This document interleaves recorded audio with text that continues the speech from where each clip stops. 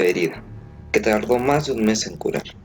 Nadie se atrevió a quitarle la manzana, que quedó, pues incrustada en su carne como testimonio ostensible de lo ocurrido, pareció recordar, incluso al padre, que Gregorio, pese a su aspecto repulsivo actual, era un miembro de la familia, a quien no se debía tratar como un enemigo, sino, por el contrario, con la máxima consideración, y que era un elemental deber de familia sobreponerse a la repugnancia y resignarse. Aun cuando a causa de su herida se había mermado, acaso para siempre, su capacidad de movimiento, aun cuando precisaba ahora, como un viejo tullido, varios e interminables minutos para cruzar su habitación, y no podía ni soñar en volver a trepar por las paredes. Gregorio tuvo, en aquel empeoramiento de su estado, una compensación que le pareció suficiente. Por la tarde, la puerta del comedor, en la que tenía puestos fijos los ojos desde hacía 1 o 2 horas antes, se abría, y él, echando su cuarto a oscuras, invisible para los demás, podía observar a su familia en torno a la mesa iluminada y oír sus conversaciones con la aprobación general. Claro que dichas conversaciones no eran, ni mucho menos, las animadas charlas de otros tiempos, que Gregorio añoraba. Durante sus viajes, en los cartuchos de las fondas, al dejarse caer exhausto sobre las húmedas sábanas de una cama extraña. Ahora las veladas eran casi siempre monótonas y tristes. Poco después de cenar, el padre se dormía en su sillón, y la madre y la hermana se hacían mutuas señas de silencio.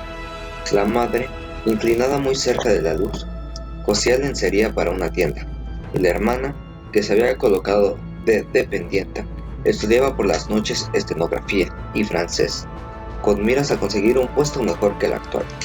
De vez en cuando el padre despertaba y, como si no se diese cuenta de haber dormido, le decía a la madre: «No haces más que coser», y volvía a dormirse enseguida, mientras la madre y la hermana, rendidas de cansancio, cambiaban una sonrisa. El padre se negaba obstinadamente a quitarse, ni siquiera en casa, su uniforme de ordenanza, y mientras el batín, ya inútil, colgaba de la percha, dormitaba totalmente uniformado, como si quisiera estar siempre preparado y esperarse a oír incluso en casa la orden de alguno de sus jefes. De este modo, el uniforme, que ya al principio no era nuevo, se fue ajando rápidamente, a pesar de los cuidados de la madre y la hermana. Gregorio, a menudo se pasaba horas enteras contemplando aquel traje lustroso, lleno de manchas, pero con los botones dorados siempre reluciente, dentro de cual su padre dormía incómodo pero tranquilo.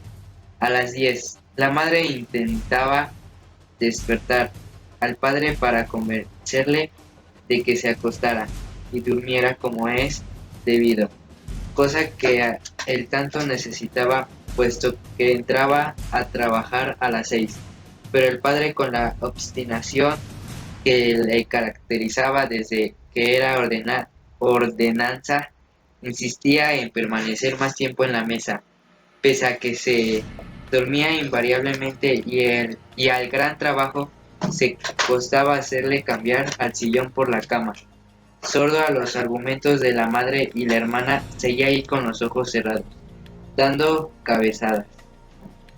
La madre le tiraba de la manga, diciéndole al oído palabras cariñosas.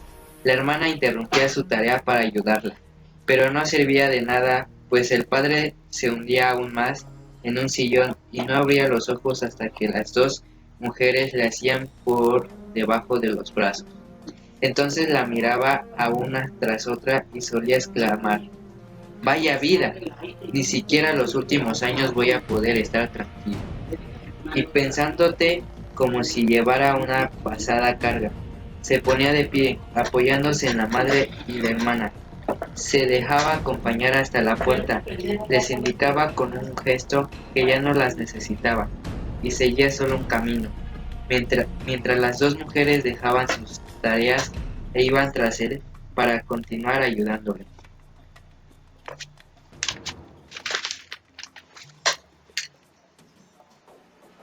¿Quién, en aquella familia agotada por el trabajo, hubiera podido dedicar a Gregorio más tiempo que estrictamente necesario. El nivel de la vida doméstica se redujo cada vez más. Se despidió a la criada y se contrató para que ayudara a los trabajos más duros a una asistenta corpulenta y huesuda, de cabellos blancos, que venía un rato por la mañana y otro por la tarde, y la madre tuvo que añadir a su nada desdeñable labor de costura las demás tareas de la casa. Incluso tuvieron que vender varias joyas de la familia, que en otros tiempos habían llevado orgullosas la madre y la hermana en fiestas y reuniones. Gregorio se enteró de ello por los comentarios acerca del resultado de la venta en una de las conversaciones nocturnas de la familia. Pero el mayor motivo de lamentación consistía siempre en la imposibilidad de dejar aquel piso, demasiado grande en las actuales circunstancias, ya que no había forma de trasladar a Gregorio. Sin embargo, este se daba cuenta de que no era el verdadero impedimento para la mudanza, ya que se le podría transportar fácilmente en un cajón con agujeros para respirar. La verdadera razón por la que no se mudaba era porque ellos lo hubiera obligado a asumir plenamente el hecho de que habían sido alcanzados por una desgracia inaudita, sin precedentes en el círculo de sus parientes y conocidos. El infortunio se cebaba en ellos. El padre tenía que ir a buscar el desayuno del humilde empleado del banco. La madre cosía ropas de extraños, sujeta a los caprichos de los clientes. La familia estaba llegando al límite de sus fuerzas, y Gregorio sentía renovarse el dolor de la herida de su espalda cuando la madre y la hermana, después de acostar al padre, volvían al comedor y dejaban sus respectivas tareas para sentarse muy juntas, casi mejilla con mejilla. La madre señalaba hacia la habitación de Gregorio y decía: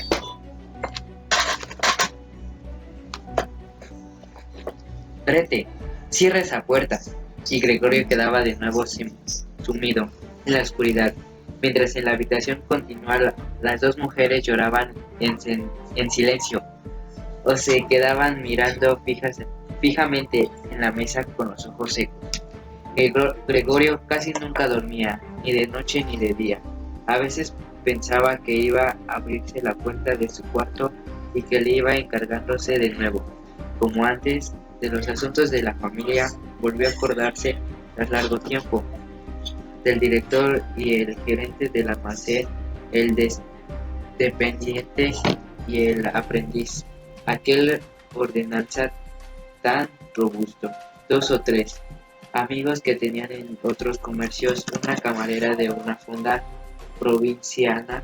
También le saltó el recuerdo dulce y pasajero de una cajera de una sombrería, a quien había cortejado formalmente, aunque sin empeño suficiente. ¡Ay! Se mezclaban en su mente con otras extrañas, hace tiempo olvidadas, pero ninguna podía ayudarle, ni a él ni a los suyos. Eran inasequibles, y se sentía aliviado cuando lograba apartar su recuerdo. Luego dejaba también de preocuparse por su familia, y solo sentía hacia ella la irritación producida por la poca atención que le prestaban. No había nada que le apeteciera realmente, sin embargo, hacía planes para llegar hasta la despensa y apoderarse, aunque sin hambre, de lo que le pertenecía por derecho propio. La hermana no se preocupaba ya de buscar alimento a su gusto. Antes de irse a trabajar por la mañana y por la tarde, empujaba con el pie cualquier cosa dentro del cuarto, y luego, al regresar, sin mirar si Gregorio solo había probado la comida, lo cual era lo más frecuente, o si ni siquiera había tocado. Recogía los restos con la escoba. El arreglo de la habitación, que siempre tenía lugar de noche, era igualmente apresurado. Las paredes estaban cubiertas de suciedad, y el polvo y los desperdicios se amontonaban en los rincones. En los primeros tiempos, al entrar la hermana, Gregorio se situaba precisamente en el rincón en que había más suciedad, pero ahora podía haber permanecido ahí semanas enteras sin que ella hubiese aplicado más, pues veía la porquería tan bien como él, pero al parecer estaba decidida a dejarla, con una susceptibilidad en ella completamente nueva pero que se había extendido a toda la familia. No admitía que ninguna otra persona se ocupase del arreglo de la habitación. Un día la madre quiso limpiar a fondo el cuarto de Gregorio, tarea para la que tuvo que emplear varios cubos de agua, mientras Gregorio yacía amargado e inmóvil, dejaba debajo del sofá, molesto por la humedad. Pero en cuanto notó la hermana al regresar por la tarde el cambio operado en la habitación, se sintió terriblemente ofendida. Irrumpió en el comedor y sin escuchar las explicaciones de la madre, rompió a llorar con tal violencia y desconsuelo que los padres se asustaron. El padre a la derecha de la madre reprochó el no haber cedido por entero a la hermana el cuidado de la habitación de Gregorio. La hermana a la izquierda dijo que ya no le sería posible encargarse de aquella limpieza. La madre quería llevarse el dormitorio al padre, que no acababa de calmarse. La hermana sacudió por los sollozos, daba puñetazos en la mesa y Gregorio silbaba de rabia, porque nadie se había acordado de cerrar la puerta para ahorrársela aquel espectáculo. Pero si la hermana, extenuada por el trabajo, estaba cansada de cuidar a Gregorio, no tenía por qué reemplazarle a la madre, ni Gregorio tenía por qué sentirse abandonado. Para eso estaba la asistenta. Aquella viuda entrada en años, a quien su huesuda constitución debía de haber permitido resistir las mayores amarguras a lo largo de su vida, no sentía hacia Gregorio ninguna repulsión, sin que ello pudiera achacarse a la curiosidad. Abrió un día la puerta del cuarto de Gregorio, que en su sorpresa, y aunque nadie le perseguía, comenzó a correr de un lado para otro. Sin embargo, la mujer permaneció inmutable, con las manos cruzadas sobre el vientre. Desde entonces, cada mañana y cada tarde, entreabría furtivamente la puerta para contemplar a Gregorio. Al principio incluso le llamaba, con palabras que sin duda creía cariñosas, como «¡Ven aquí, bicharraco!». Gregorio no respondía a estas llamadas. Permanecía inmóvil, como si ni siquiera se hubiese abierto la puerta. Cuanto mejor hubiera sido que se ordenase a la sirvienta a limpiar diariamente su cuarto, en vez de dedicarse a impugnarle inútilmente. Una mañana temprano, mientras una lluvia que parecía anunciar la inminente primavera azotaba furiosamente los cristales, la asistenta le incordió como de costumbre, y Gregorio se irritó de tal manera que se volvió contra ella, lenta y débilmente, pero en disposición de atacar. Sin embargo, en vez de asustarse, la mujer alzó en alto una silla que estaba junto a la puerta, y esperó con la boca abierta de par en par, mostrando a las claras sus propósitos de no cerrarla hasta no haber desgarrado sobre la espalda de Gregorio la silla que blandía. «No vienes, ¿eh?», dijo él a ver que Gregorio retrocedía, y tranquilamente volvió a colocar la silla en el rincón. Gregorio casi no comía. Al pasar junto a los alimentos que le ponían, tomaba algún bocado, lo guardaba en la boca durante horas y casi siempre acababa escupiendo. Al principio pensó que su desganada era efecto de la melancolía en que le sumía el estado de su habitación, pero se acostumbró muy pronto al aspecto de esta. Habían adoptado la costumbre de meter ahí las cosas que estorbaban en otra parte, que por cierto eran muchas, pero uno de los cuartos de la casa había sido alquilado a 3 huéspedes. Eran 3 señores y muy formales. Los 3 llevaban barba, según comprobó Gregorio una vez por la rendija de la puerta, y cuidaban de que reinase el orden más escrupuloso no solo en su habitación, sino en toda la casa, y muy especialmente en la cocina. No soportaba los trastos inútiles, y mucho menos la suciedad.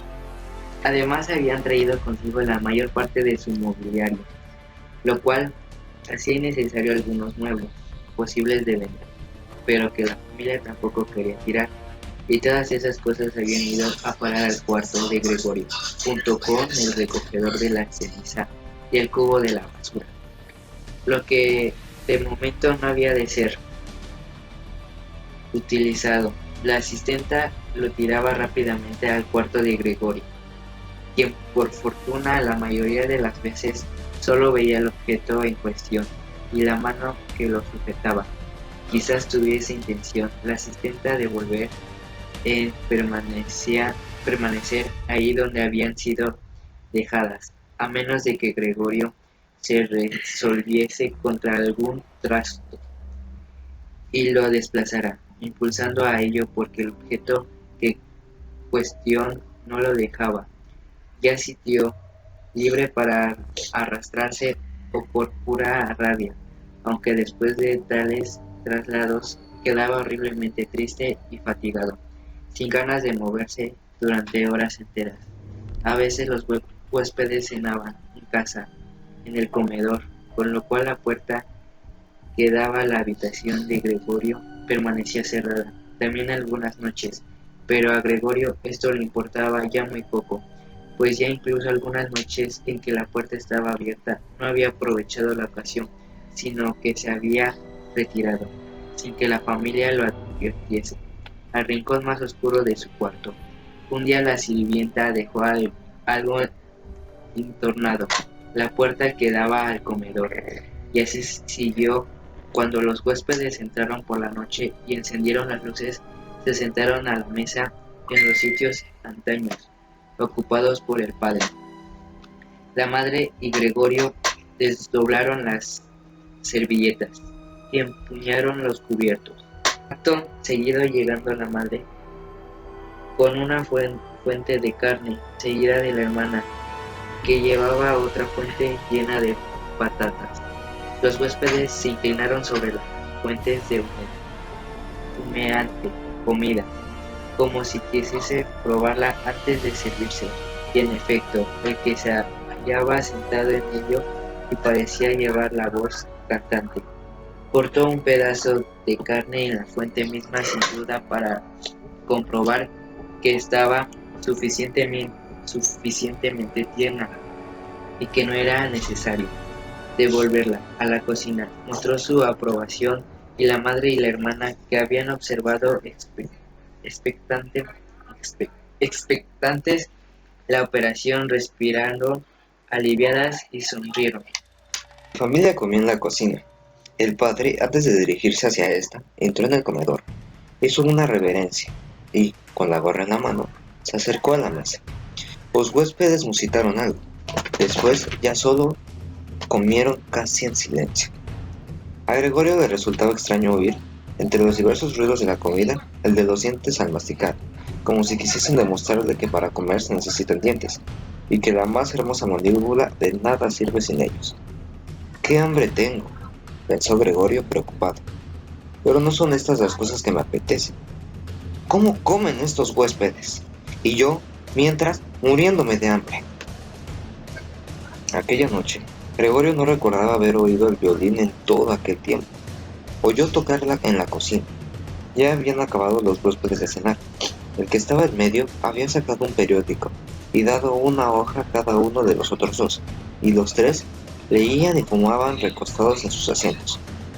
Al oír el violín, se levantaron y, de puntillas, fueron hasta la puerta del recibidor, junto a la cual permanecieron inmóviles, apretados uno contra otro. Debieron de oírles desde la cocina, pues el padre preguntó: ¿a los señores les molesta la música? De ser así, puede cesar al momento. Todo lo contrario, aseguró el señor de más autoridad. ¿No querría la señorita tocar aquí? Sería mucho más cómodo y agradable. Claro, no faltaba más, contestó el padre, como si fuese él mismo el violinista. Los huéspedes volvieron al comedor y esperaron. Muy pronto llegó el padre con el atril, luego la madre con las partituras y por fin la hermana con el violín. Grete los dispuso todo para comenzar a tocar, mientras los padres, que nunca habían tenido habitaciones alquiladas y extremaban la cortesía para que los huéspedes no se atrevieran a sentarse en sus propios sillones. El padre quedó apoyado en la puerta con la mano derecha metida entre los botones de la librea cerrada. Uno de los huéspedes le ofreció un sillón a la madre y ésta se sentó en un rincón apartado, pues no movió el asiento de donde aquel señor había colocado casualmente. La hermana comenzó a tocar, y el padre y la madre, cada uno desde su sitio, seguían tocando los movimientos de sus manos. Gregorio, atraído por la música, se atrevió a avanzar un poco y se encontró con la cabeza en el comedor. Casi no lo sorprendía la escasa consideración que tenía para con los demás en los últimos tiempos. Sin embargo, esa consideración había sido antes su mayor orgullo. Pero otra parte, ahora más que nunca, tenían motivo para ocultarse, pues debido al estado de su habitación, cualquier movimiento que hacía levantaba nubes de polvo a su alrededor, y él mismo estaba cubierto de polvo, llegaba pegado en el dorso y en los costados, hilachos, pelos y restos de comida. Su indiferencia hacia todos era mucho mayor que cuando podía, echado sobre la espalda, restrejarse contra la alfombra, a pesar del estado en que se hallaba. No se avergonzaba lo más mínimo de arrastrarse por el inmaculado suelo del comedor, aunque lo cierto era que nadie se fijaba en él. La familia estaba completamente absorta por el violín, y los huéspedes que al principio se habían colgado con las manos en los bolsillos del pantalón, cerca del atril, para poder ir leyendo las notas y molestaban seguramente a la hermana, no tardaron en retirarse hacia la ventana, en donde permanecía cuchicheando con la cabeza inclinada, observados por el padre, a quien esta actitud contrariaba visualmente, y pues parecía indicar a las claras que sus esperanzas de escuchar buena música habían sido defraudadas y empezaban a cansarse, y que solo por cortesía seguía ahí, especialmente el modo en que echaban por la boca o la nariz el humo de cigarros delataban gran nerviosidad. Sin embargo, qué bien tocaba Grete. Con los rostros ladeados seguía el pentagrama, atenta y tristemente. Gregorio se arrastró otro poco hacia adelante y mantuvo la cabeza pegada al suelo, ansioso de encontrar con su mirada la de su hermano. ¿Sería una fiera que la música le emocionaba de aquel modo? Era como si ante él se abriese un camino que había de conducirle hasta un alimento desconocido, ardientemente anhelado. Estaba decidido a llegar hasta su hermano, a tirarle de la falda y hacerle comprender que había de ir a su cuarto con el violín, porque nadie apreciaba su música como él. No le dejaría marcharse mientras él viviese. Por primera vez iba a servirle de algo su espantosa forma. Quería poder estar a un tiempo en todas las puertas, dispuesto a saltar sobre los que pretendiesen atacarle. Pero era preciso que su hermana permaneciese junto a él, no a la fuerza, sino voluntariamente.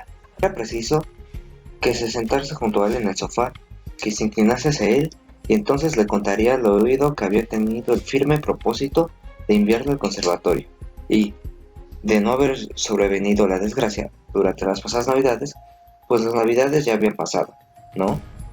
Se lo hubiera dicho a los padres, sin aceptar ninguna objeción. Al oír esta confidencia, la hermana, conmovida, rompería a llorar, y Gregorio se alzaría hasta sus hombros y la alzaría en el cuello, que, desde que iba a la tienda, llevaba desnudo. «Señor Samsa», dijo de pronto el padre del señor que parecía la voz cantante, y sin más palabras señaló con el índice a Gregorio, que iba avanzando lentamente. El violín enmudeció al instante, y el señor sonrió a sus amigos, meneando la cabeza, y volvió a mirar a Gregorio. Al padre le pareció más urgente echar de ahí a Gregorio, tranquilizar a los huéspedes, los cuales no se mostraron ni mucho menos intranquilos, y parecían divertirse más con la aparición de Gregorio que con el violín. Se precipitó hacia ellos y, extendiendo los brazos, intentó empujarlos hacia su habitación a la vez que les ocultaba con su cuerpo la vista de Gregorio. Ellos, entonces, no disimularon su contrariedad, aunque no era posible saber si se debía a la actitud del padre o al hecho de descubrir que habían convivido sin saberlo con un ser de aquella índole.